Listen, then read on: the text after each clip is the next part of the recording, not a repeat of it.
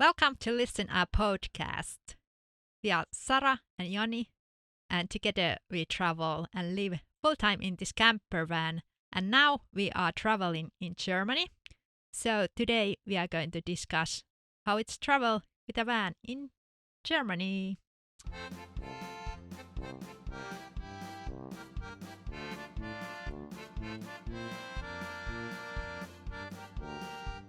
To us, Germany has been actually driving through country. We have been driving from Finland to Spain or to Italy or other countries.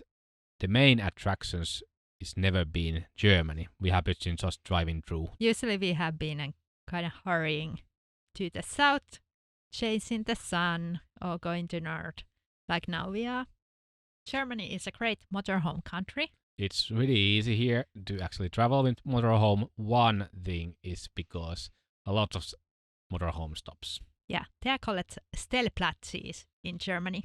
And you don't really need to find those stellplatzes. You can just drive to any city or while you are driving, just look for signs of stellplatzes. Exactly. So it's really easy to travel. And stellplatzes, there are parking lots just beside the towns. Good way to actually go to the towns and visit them.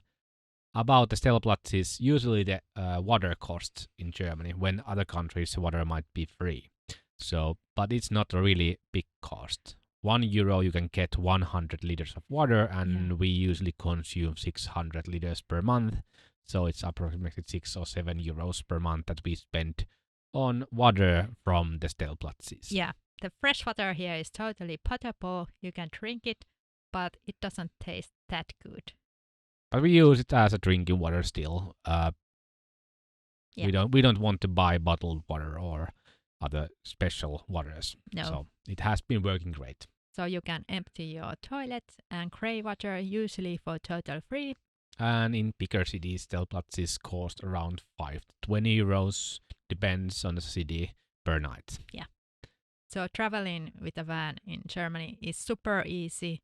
What comes other services, for example, laundry, for us living in a van full time, it's a really important thing because, we don't have that much clothing.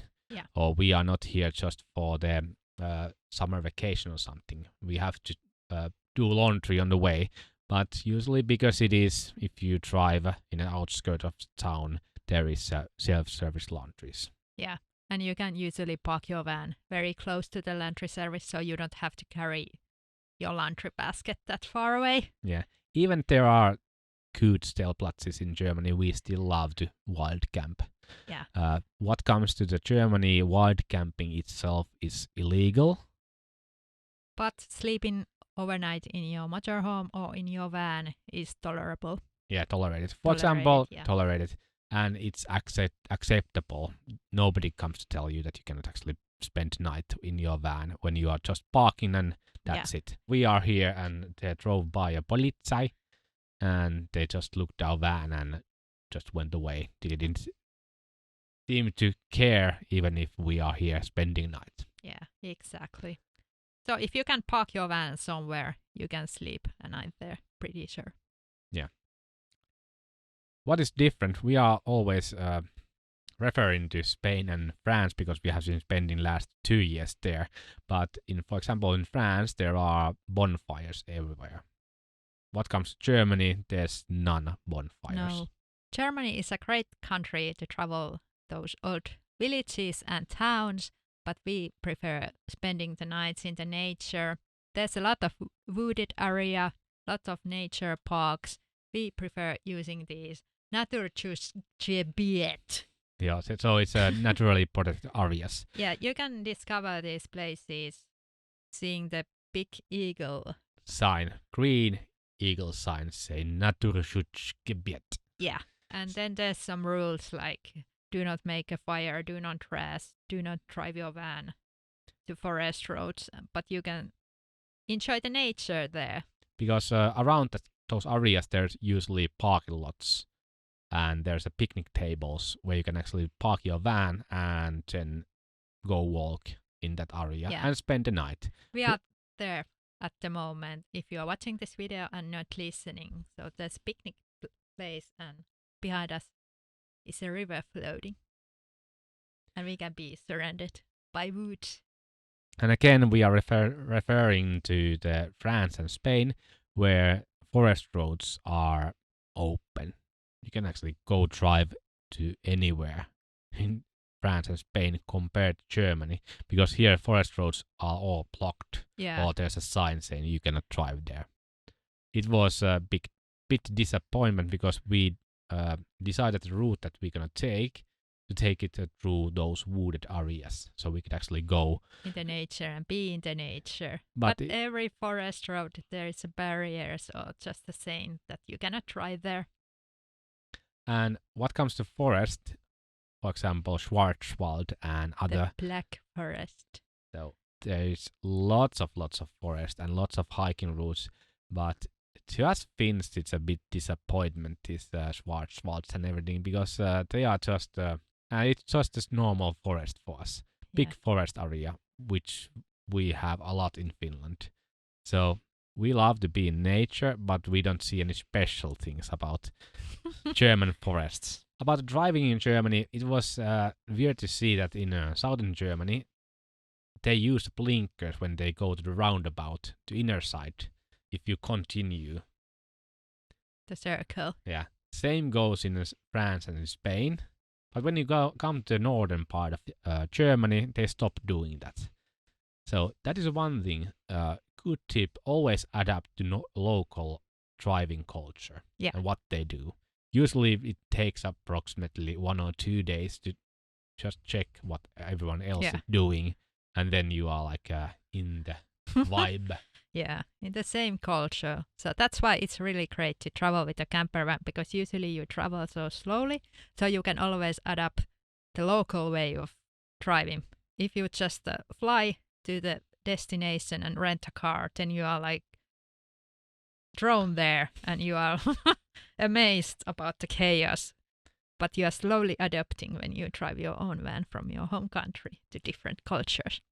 When you come to Germany, it's good to actually buy this sticker. It's an environmental sticker that you can actually go to some bigger cities. Yeah, it costs a few euros, or sometimes you can get it for free. We don't really know how it goes. But you go just to the MOT center, TUV center in any town, and give get your car papers. And you can get the sticker. Then you can drive to the emission zones according how old your van is. And they get more restrict every year. So, for example, in Freiburg, you cannot drive to Central with the van because it has to be electric. Yeah. So diesel vans are totally banned. But otherwise, we have actually saw that you can drive your van in other cities where there's no environmental zones really easily. Yeah, the roads are so good and wide, and you can basically drive with a bigger motorhome inside of the city. So you are not going to be in trouble. Yeah, just follow the signs and that's it. What we are again comparing to France and Spain, where the towns there, town centrals, super narrow. Yeah, so you cannot get there with the van. Yeah. Here in Germany, with no ease, you can drive right to central. For example, Berlin, we drove just beside that Alexanderplatz, like 2-minute walk away, and we got there really easily and spent the night there. 2 nights. Yes. 3 nights. No toll roads in Germany. Anywhere, and even the roads are so good condition, and the road networks is so wide, and there's a lot of motorways. So it's really easy to actually go through to Germany, and I think that is one of the reasons why people are so happily going so fast through Germany, because the roads are so good. Yeah. Even like tiny little country roads, they are perfect condition. So it's so nice to plan your route, because you don't have to think about the toll roads, and you don't have to think about, is this road going to be too small or hilly and mountainy and full of potholes and something. Yeah. It's really easy to drive here. Yeah. Of course, there's lots of people in Germany, lots of vans and Lots of cars, lots of trucks. trucks. Yeah. So there is stau. So when Rush hour. traffic is totally Jam. stopped, Yeah. and they happen every day, same time. So usually Google Maps actually can tell you if there's a stau coming or not. Yeah. But good way when you are traveling with your home. If there's a stau, like we have been in huge staus, we just turn our van away from the crowded. Motorway and just brew a coffee, maybe get a nap and continue when the stau is over. Because after a few hours, because it doesn't make any sense us being stuck in the traffic with other people. Yeah. And if you want to drive through Germany, it's best to do in Sunday. Do you know why? Because there's a truck ban. Yeah, no lorries. Yeah, there is a time when in Sunday the trucks cannot drive, so all the motorways are empty. When you go to German motorways, you see that over half of the cars are trucks. There's plenty of them. That's why Sunday is good Yeah. driving day. But people driving here in Germany, they drive very well. They know all the traffic rules. They are very considerate drivers and polite drivers. And it's really easy actually to drive here because everyone takes care that it's smooth. Yeah. So if there's places where it might get stuck traffic, people try best that it's not getting stuck. For example, giving a yield to somebody coming from the side street. Incredible polite. So it's really easy. And nobody loses their shit if there's little stau. Apps and maps that we use, it's the same as in other countries. Pakupuna, all trails.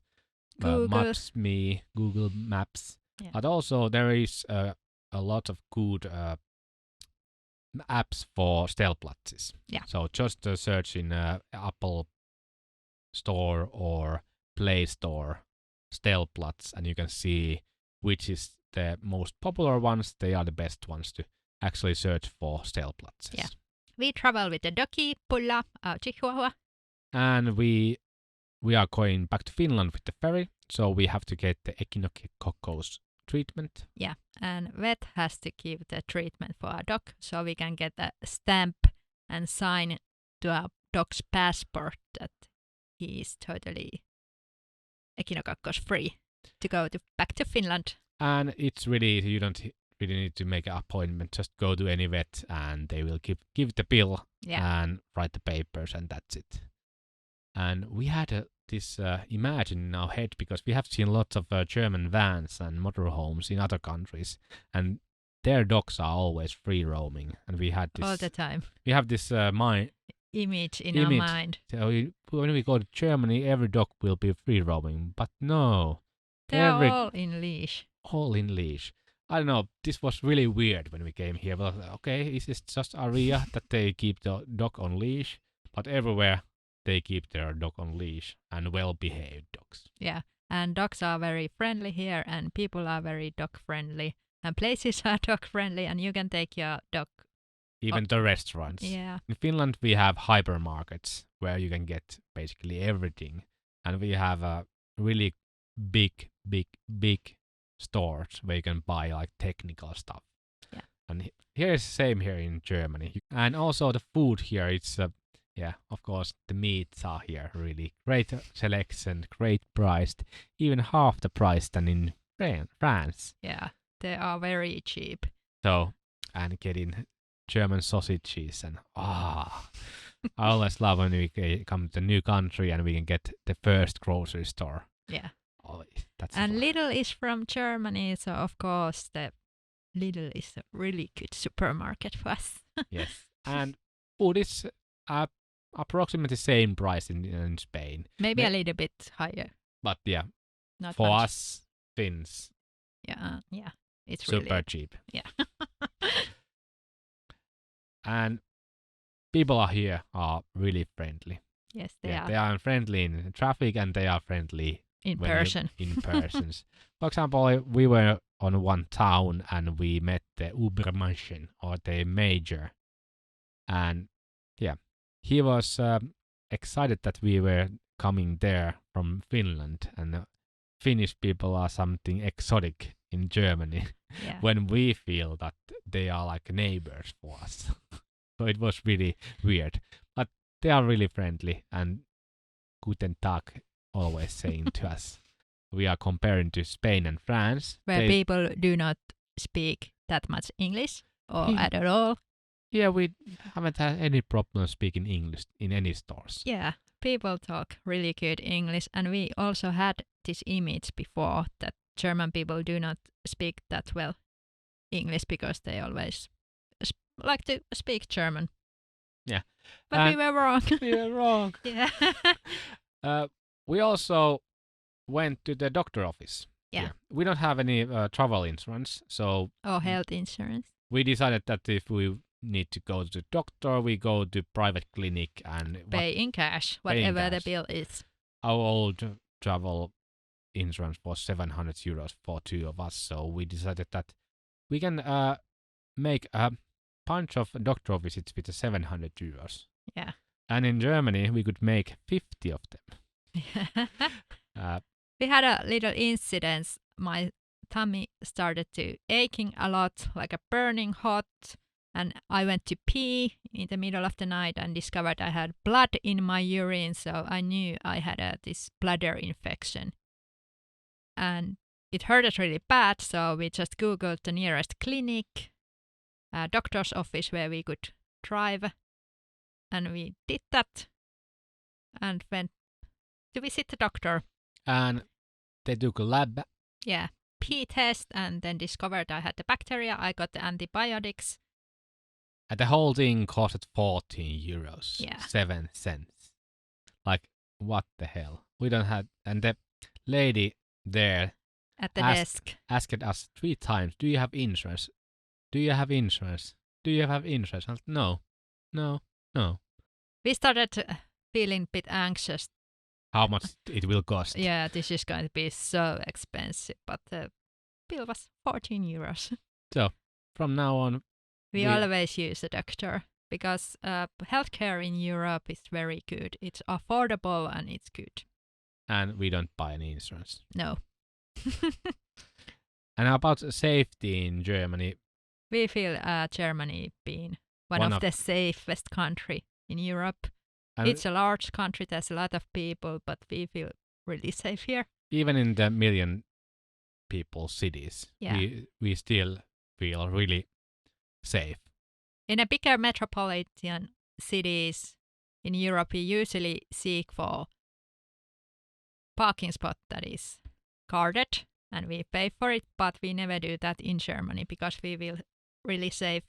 So I think it's something to do with the people here. They are so trustworthy, and every place is so clean and organized. Yeah. I don't know. It gives you the feeling of like a peace safety. of mind. Yeah. More about the stores. Our favorite store, Lidl and Aldi. Yeah. Those are the places where we actually buy some like grocery stuff. And there is also Edeka and Kaufland, like hypermarkets. Yeah, bigger chains. And if we don't want to cook our own meals, there's always option to go eat in the restaurant. And yeah, street food is great in Germany. There you can find this street food huts everywhere. Even on the little towns, there is always trucks coming there, so you can buy food. And also döner. Yeah, kebab is like a national food here in Germany. Yeah. So everyone, when we come to Germany, I go to eat some döner. Yeah, and there's a lot of migrants in Germany, and a lot of these Middle East cuisine. I really like Lebanese food, so there's a lot of them too. I like them a lot. We have always traveled in Germany outside of the vacation period. I think traveling here would be totally different when everyone is on a vacation compared the summertime. Totally nightmare. So we have been blessed because we have heard that during those times every place is booked and camping grounds are full and you have to reserve your place. You cannot fit anywhere because everybody is traveling.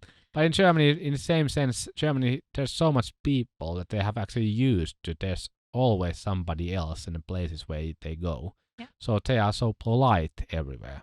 So there's It's a good plus and minus things about that. Yeah. We had a little accident 2 days ago when we woke up, overnight spot and started our engine and wanted to travel some more. Our car didn't work. It didn't start up because the battery was dead. Yeah. And because Germany is there's so good services, we didn't actually panic at all. No, we were really relieved. Thank God our car broke down in Germany because the services are so good. So we just actually started our car with our laser battery, and we didn't actually drive to the garage. We drove to one other stellplatz in the area, just bought wine and enjoyed it. And because of it was Sunday, went to the garage next day, and problem was solved immediately. Exactly. But that's all about Germany. We hope in the recent years we can spend more time in this great country because this is really great country to travel. And we have so much to see. For example, the romantic road in the south and the Alp region and all the wine regions that we haven't actually now gone to.